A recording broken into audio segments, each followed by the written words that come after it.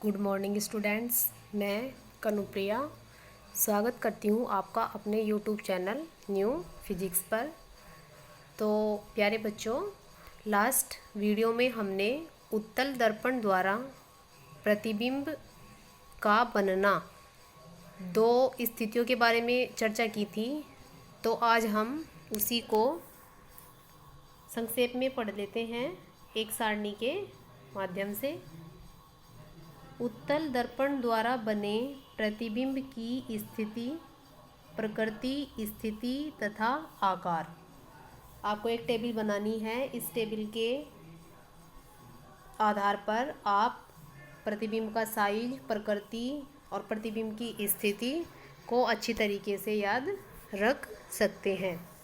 तो देखिए, सबसे पहले आपको लिखना है बिंब की स्थिति कि जो आपकी वस्तु रखी हुई है वो अवतल दर्पण के सामने कहाँ पर रखी हुई है।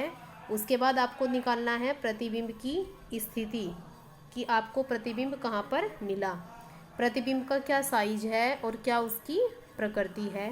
तो सबसे पहली जो पोजीशन थी वो अनंत पर थी कि जब आपकी वस्तु उत्तल दर्पण के सामने अनंत पर रखी हो तो आपको प्रतिबिंब मिला था फोकस पर, दर्पण के पीछे की साइड।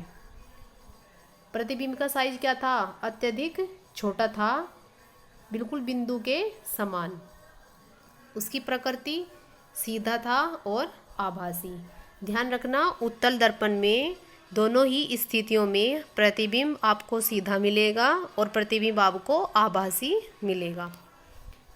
उसके बाद दूसरी स्थिति थी कि हमारी वस्तु जब अनंत तथा दर्पण के ध्रुव P के बीच रखी हो तो आपको जो प्रतिबिंब मिलता था वो प्रतिबिंब मिला था ध्रुव तथा फोकस के बीच, दर्पण के पीछे की साइड। देखने में कैसा था? प्रतिबिंब वस्तु से छोटा था। मैंने बताया कि आभासी ही मिलेगा और सीधा था। तो ये संक्षेप में है जो लास्ट वीडियो में हमने कल पढ़ा था, उसी का ही एक तरीके से ये मान लीजिए कि ये एक शॉर्ट में है। आपको दोनों ही स्थितियों को याद रखने का तरीका। इसके बाद आते हैं इम्पोर्टेंट क्वेश्चन है, मोस्ट इम्पोर्टेंट डाल लेना। हर बार क्वेश्चन पेपर में पूछा जाता है। क्वेश्चन है कि उस दर्पण का नाम बताइए जो बिंब का सीधा तथा छोटा प्रतिबिंब बना सके। तो अभी मैंने सारणी में आपको बताया है कि सीधा प्रतिबिंब मिल रहा है और छोटा। भाई लास्ट में जब हमने अवतल दर्पण पढ़ा था तो अवतल दर्पण की सिर्फ लास्ट वाली एक कंडीशन में आपको प्रतिबिंब सीधा मिला था, लेकिन वहाँ प्रतिबिंब सीधा था और वस्तु से बड़ा था। लेकिन यहाँ पर हमें सीधा भी मिल रहा है और वस्तु से छोटा भी मिल रहा है। तो आप लिख देंगे कि उस दर्पण का नाम होता है उत्तल दर्पण। नेक्स्ट क्वेश्चन है हमारा, ये मोस्ट इम्पोर्टेंट है, इसको बहुत बार पूछा हुआ है तो इसको आप अच्छे से याद रखना। क्वेश्चन लिखा हुआ है, हम वाहनों में उत्तल दर्पण को पश्च दृश्य दर्पण मतलब पीछे देखने वाले दर्पण के रूप में वरीयता क्यों देते हैं।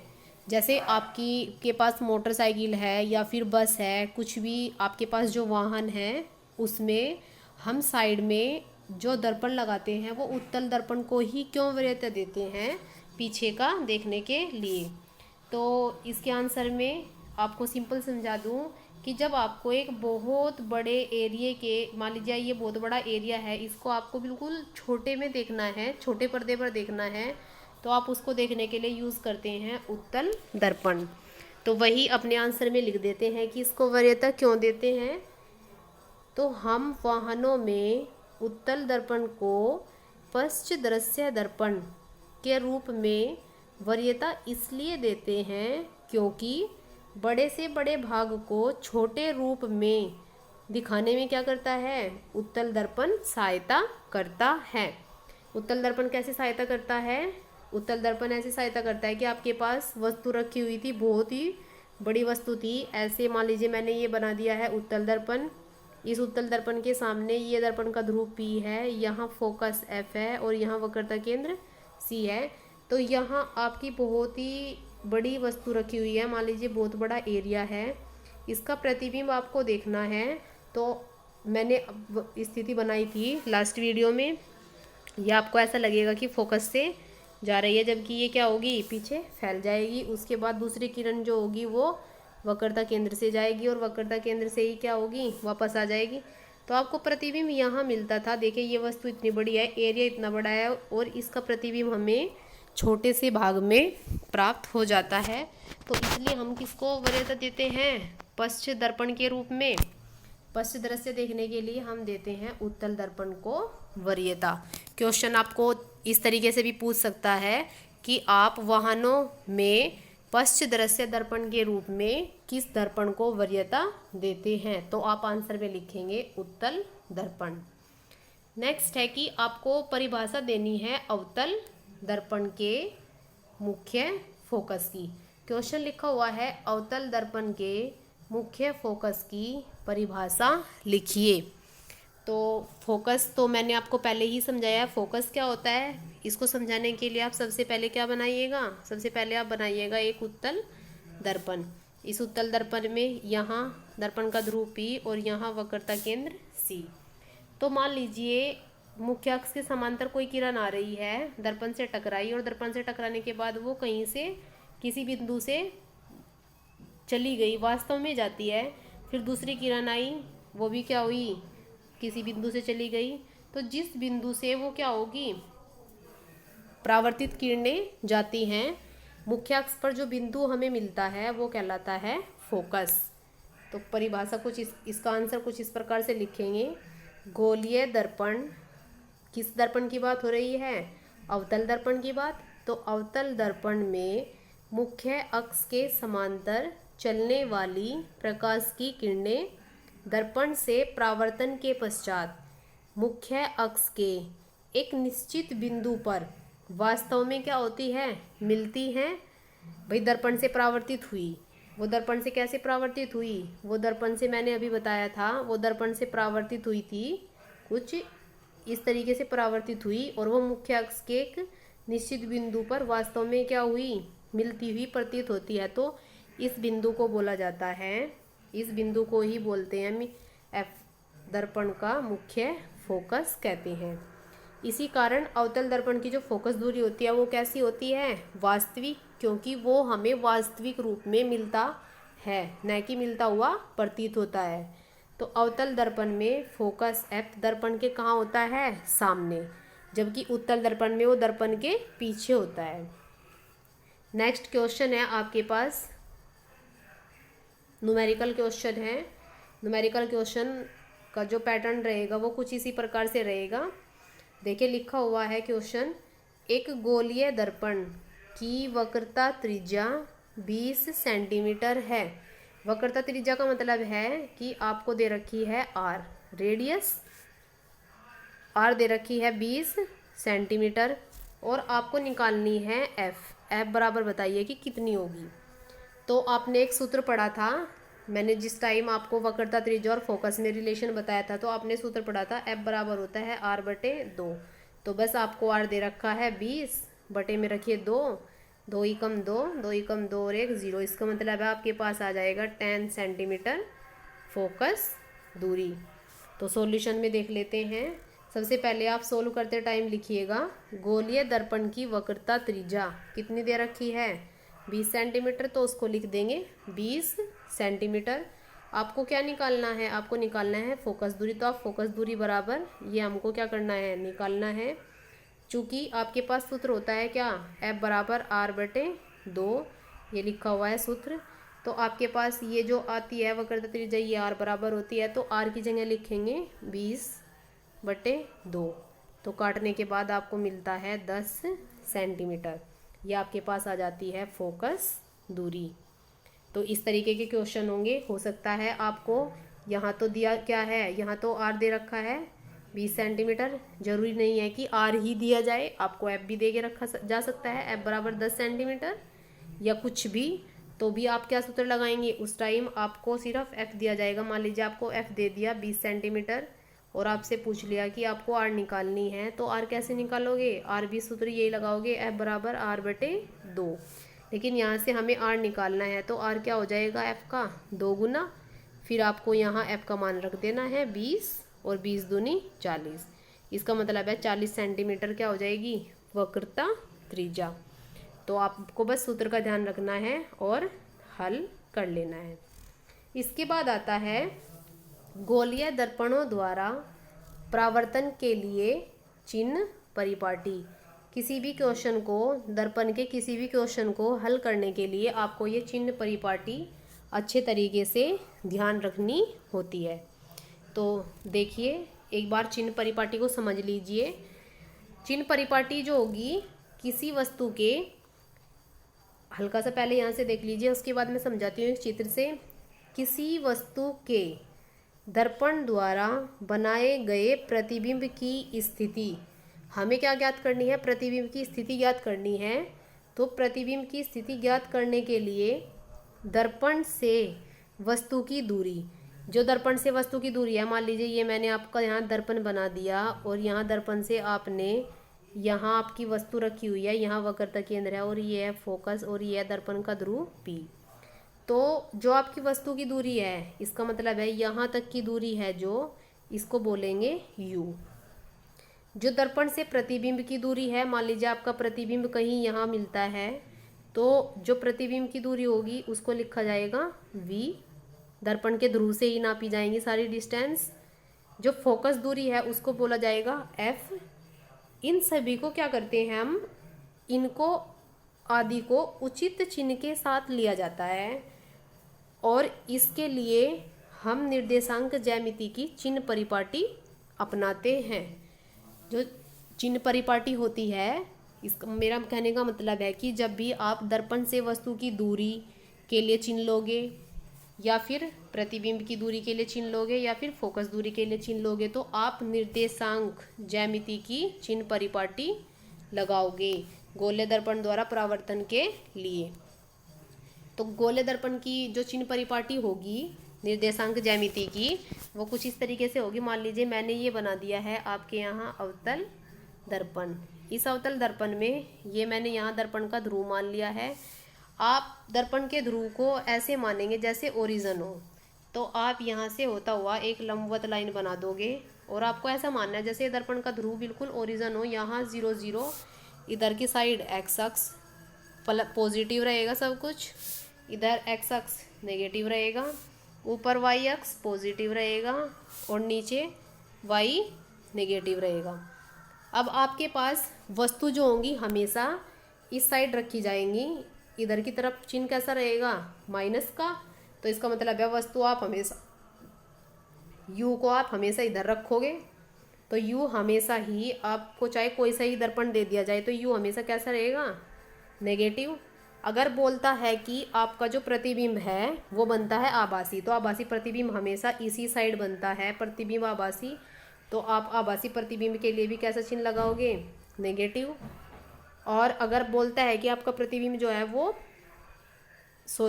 अगर वो बोलता है कि आपका जो प्रतिबिंब है वो वास्तविक है, तो वास्तविक प्रतिबिंब किधर बनता है, वास्तविक प्रतिबिंब बनता है हमेशा जिस साइड आपकी वस्तु रखी हुई है उसी साइड आपका क्या बनेगा प्रतिबिंब। इसका मतलब है प्रतिबिंब भी कैसा होगा नेगेटिव।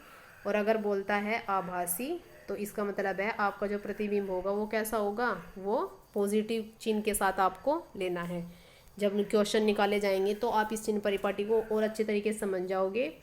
तो देखिए ये नियम आपको याद रखना है कि दर्पण पर प्रकाश किरणें सदैव बाईं ओर से डाली जाती है। बाईं ओर से कहने का मतलब है कि आप चाहे तो अवतल दर्पण ले लीजिए, तब भी प्रकाश किरण कहाँ से आएगी, इसी साइड से आएगी, बाईं ओर से आएगी। अगर आप यहाँ उत्तल दर्पण यूज़ करते हैं तो उत्तल दर्पण में भी आपकी जो प्रकाश किरण आएगी वो किधर से आएगी, वो हमेशा बाईं ओर से ही आएगी। समस्त दूरियाँ जो होंगी वो दर्पण के ध्रुव से मुख्य अक्ष के अनुदिश नापी जाएंगी।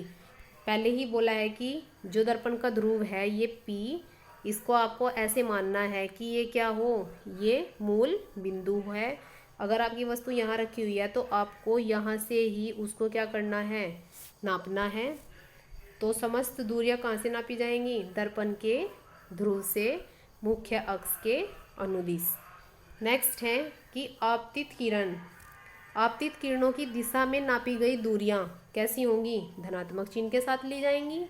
और इसकी विपरीत दिशा में जो नापोगे आप दूरियां उनको लोगे ऋणात्मक चिन्ह के साथ। इसमें ज़्यादा दिमाग की लगाने की ज़रूरत नहीं है, इसमें बस आपको इतना याद रखना है, आपको बस कोऑर्डिनेट अक्ष का ध्यान रखना है कि ये आपका कोऑर्डिनेट अक्ष बन चुकी है। ये जो मैंने अभी बनाई है, आपकी जितनी भी डिस्टेंस इधर होंगी वे सारी कैसी होंगी, नेगेटिव। इस साइड सारी जो होंगी वे कैसी होंगी, पॉजिटिव। ऊपर की साइड भी पॉजिटिव होंगी और नीचे की साइड होगी नेगेटिव। इस चीज़ को ध्यान रखना है। इसके बाद है वस्तु तथा प्रतिबिंब की लंबाइयाँ। मुख्य अक्ष के ऊपर की ओर तो कैसी रहेगी, पॉजिटिव, और मुख्य अक्ष के नीचे की ओर रहेगी नेगेटिव। वही कि मैंने बताया अभी कि जो आपका वाई अक्ष होगा ऊपर की साइड, ये मुख्य अक्ष है आपका, इस मुख्य अक्ष के ऊपर बोला पॉजिटिव और नीचे की साइड बोला है नेगेटिव। तो आपका ये पांचवा पॉइंट यही है। और जो चौथा पॉइंट है वो ये है कि इस साइड तो जो आपकी दूरियां ली जाएंगी वे कैसी ली जाएंगी, नेगेटिव, और इस साइड आपकी दूरियां ली जाएंगी पॉजिटिव। इसी को ही ध्यान में रखते हुए, इस चिन्ह परिपाटी को ही ध्यान में रखते हुए नोट कीजिएगा कि जो अवतल दर्पण की फोकस दूरी होती है वो होती है ऋणात्मक। अवतल दर्पण अगर मैं बनाऊं तो मैंने ये एक खोखला गोला बना दिया है। इस खोखले गोले में मैंने क्या किया, बाहर की साइड पेंट किया और इसे इस तरीके से कट कर लिया। तो इसका मतलब है इसकी फोकस दूरी किधर होगी, इसकी फोकस यहाँ वक्रता केंद्र है, यहाँ दर्पण का ध्रुव है P, तो इसकी फोकस दूरी यहाँ होगी। अगर मैं इसमें निर्देशांक ज्यामिति बनाऊँ तो मुझे निर्देशांक ज्यामिति कुछ इस तरीके से बनानी होगी।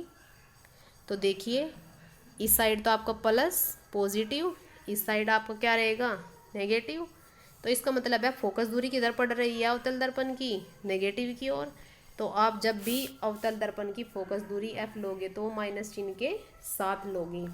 वो क्वेश्चन में नहीं देगा, क्वेश्चन में सिर्फ आपको इतना बता देगा कि अवतल दर्पण की फोकस दूरी है 10 सेंटीमीटर। तो आपको क्वेश्चन को हल करते टाइम लिखना है F बराबर माइनस के 10 सेंटीमीटर, चूँकि वो माइनस की ही होती है। इसी के विपरीत जो उत्तल दर्पण होता है, उत्तल दर्पण को आप कैसे बनाते हो, उत्तल दर्पण को आप इस तरीके से बनाते हो, अंदर की साइड पेंट किया, खोखले गोले को कट किया ऐसे और अंदर की साइड पेंट कर दिया। तो यहाँ इसका वक्रता केंद्र होगा और यहाँ इसका दर्पण का ध्रुव P होगा और यहाँ होगा फोकस F। तो मैं इसमें भी कोऑर्डिनेट अक्ष बना दूँ तो इस साइड पॉजिटिव रहेगा, इस साइड नेगेटिव रहेगा, ऊपर पॉजिटिव और नीचे नेगेटिव। तो देखिए फोकस किधर आ रहा है, फोकस आ रहा है पॉजिटिव डायरेक्शन में। तो उत्तल दर्पण की जो फोकस दूरी होगी वो कैसी होगी, वो धनात्मक होती है। तो आपको इस चित्र के माध्यम से देखिए समझाया हुआ है, बस आपको चित्र से समझना है। ये मैंने यहाँ बना रखा है उत्तल दर्पण, इधर की डिस्टेंस जो होंगी वे कैसी होंगी, पॉजिटिव होंगी, धनात्मक। इधर की साइड कैसी होंगी, ऋणात्मक, नेगेटिव। ऊपर की साइड धनात्मक रहेंगी, नीचे की साइड ऋणात्मक रहेंगी। जो आपतित किरण होगी वो कुछ इस तरीके से आपतित किरण रिप्रेजेंट होगी। ये आपतित किरण की दिशा, प्रकाश की दिशा होगी और ये होगी उसकी विपरीत दिशा। ये उत्तल दर्पण बनाया हुआ है और ये समझाया हुआ है अवतल दर्पण में। अवतल दर्पण में भी चिन्ह परिपाटी सेम वही है कि मैंने ये बना दिया, ऊपर सारी धनात्मक, नीचे ऋणात्मक, इधर की साइड पॉजिटिव और इधर की साइड नेगेटिव। तो इस तरीके से आपको चिन्ह परिपाटी का ध्यान रखना है और अपने क्वेश्चन को हल करना है। तो नेक्स्ट वीडियो में आते हैं हम दर्पण के सूत्र के साथ और कुछ न्यूमेरिकल क्वेश्चन लेके आएंगे। एक दो मैं खुद हल करके दिखाऊंगी और एक दो आपको होमवर्क के रूप में दूंगी, ताकि मुझे पता लग जाए कि किस बच्चे को ये निर्देशांक ज्यामिति एक तरीके से चिन्ह परिपाटी करनी आ गई है या फिर नहीं। तो अगर आपको वीडियो अच्छी लगती है तो वीडियो को लाइक करें, शेयर करें और कमेंट बॉक्स में जाकर कमेंट करना ना भूलें। तो आज की वीडियो यहीं पर समाप्त होती है। धन्यवाद।